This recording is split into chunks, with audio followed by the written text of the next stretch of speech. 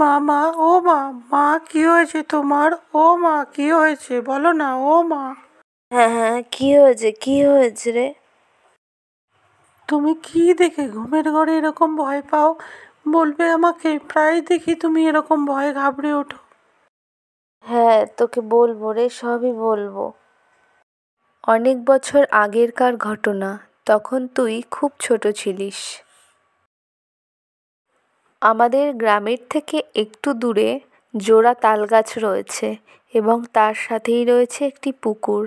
আমরা গ্রামের লোকজনেরা সবাই এটাকে তালতলার পুকুর বলে থাকি। এটি খুব বড় নয়, মাঝারি। এই পুকুরটিকে ঘিরে রয়েছে একটি রহস্য যা আজও বোঝা যায়নি। একদিন দুই বন্ধু মিলে শাপলা তুলতে যাবে বলে তৈরি হয়। কোথাও যাচ্ছিস মনে হচ্ছে? তৈরি হয়ে কোথায় যাচ্ছিস? তুই বলবি আমাকে? হ্যাঁ মা, পলাশ আসছে। ও আর আমি ওই তালপুকুরে যাচ্ছি। অনেক শাপলা হয়েছে দেখেছি। আমার খুব ভালো লাগে খেতে। আমরা দুজনে মিলে আনতে যাব। পলাশই এলো বলে। ঠিক আছে, যাচ্ছিস যা, সাবধানে যাবি। বেশি দেরি করিস না কিন্তু। অল্প কটা নিয়েই দুজনে চলে আসিস তাড়াতাড়ি।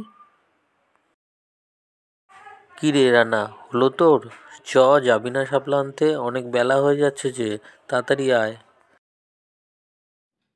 আরে হ্যাঁ হ্যাঁ, এই তো হয়ে গেছে। এই মাকে বলছিলাম, আমি একবারই তৈরি হয়ে আসছি, তুই একটু দাঁড়া। দুই বন্ধু মিলে তালতলার পুকুরে শাপলা আনতে গেল। পর তারা পুকুরের সামনে পৌঁছে যায়। দেখ কত শাপলা হয়েছে। নাম নাম, তাড়াতাড়ি নাম, দেরি করিস না আর। চল চল, দাঁড়িয়ে আর লাভ তারপর নেই, দুজনে নেমে মিলে পড়ি, শাপলা দেরি হয়ে তোলা শুরু যাচ্ছে। করে। এদিকে দেখতে দেখতে বেলা অনেক গড়িয়ে যায়। কিরে, অনেক তো তোলা হয়েছে, আর কত তুলবি? এবার বাড়ি যাই। তুই যেতে থাক, আমি আর কটা শাপলা তুলেই যাচ্ছি, আর রাস্তাতেই আমি তোকে ধরে নেবো। তারপর সেখানে যে কি হয়েছিল সেটা আর কেউ বলতে পারেনি। এত বেলা হয়ে গেল, ছেলেটা তো এখনো বাড়ি ফিরল না। দেখি হাঁটতে হাঁটতে পলাশদের বাড়ি থেকে একটু ঘুরে আসি। ওদেরকে মনে হয় শাপলা আনতে যেতে না দিলেই ভালো হতো। কি যে করছে ছেলেগুলো, কে জানে। পলাশ, পলাশ, বাড়ি আছিস নাকি? হ্যাঁ কাকিমা, দাঁড়ান, আমি আসছি। হ্যাঁ বলুন। কি রে, তোরা বাড়ি চলে এসছিস? তোর সাথে রানা শাপলা আনতে গেল। ও কোথায় রে, তোদের ঘরে নাকি? একটু ডাক দে তো। খাওয়া দাওয়া তো কিছুই করলো না। কেন, ও কি বাড়ি যায়নি? ও যে আমাকে বলল তুই যেতে থাক, আমি যাচ্ছি। আমি তো ভেবেছি ও বাড়ি চলে গেছে। না তো, যায়নি তো বাড়িতে। আর তুই কি বলছিস? ও বাড়ি কি করে যাবে? ও তো তোর সাথে গিয়েছিল শাপলা আনতে। ও কটা শালুক তুলবে বলল, তাই আমি আস্তে আস্তে হাঁটতে থাকি। ওই কারণেই আর রাস্তায় আমার সাথে দেখা হলো না। কিন্তু আমি তো ভেবেছিলাম ও মনে হয় বাড়ি চলে যাবে পরে, কি জানি। সে কি রে, এসব তুই কি বলছিস? দুপুর গড়িয়ে বিকেল হয়ে গেল, এখনো তো ছেলেটা আমার ঘরে ফেরেনি। তুই আমার সাথে একটু চল তো বাবা, কোন পুকুরে ও গেছে। হ্যাঁ চলুন তো, আমরা সবাই মিলে একবার ওখানটায় যাই। আমি আরও কিছু লোক ডেকে নিচ্ছি, সবাই মিলে যাব ওখানটায়। নারায়ণ কাকু, সজল কাকু, তোমরা কে কোথায় আছো? আমাদের সাথে একটু তালপুকুরের দিকে এসো না গো।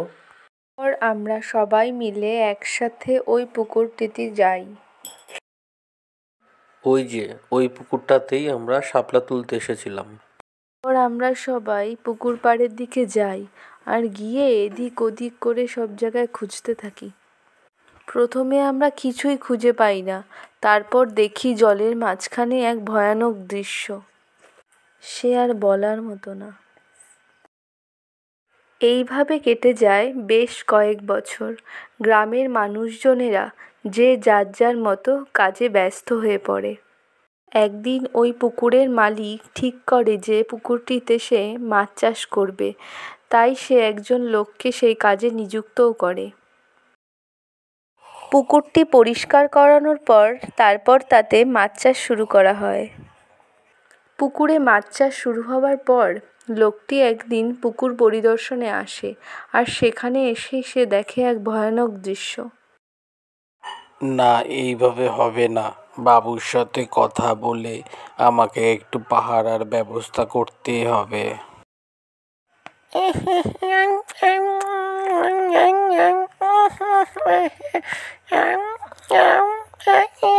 এত রাতে বাইরে যেন কিসের একটা আওয়াজ হচ্ছে মনে হয়। কিসের আওয়াজ হচ্ছে এত রাতে? দেখি তো একবার।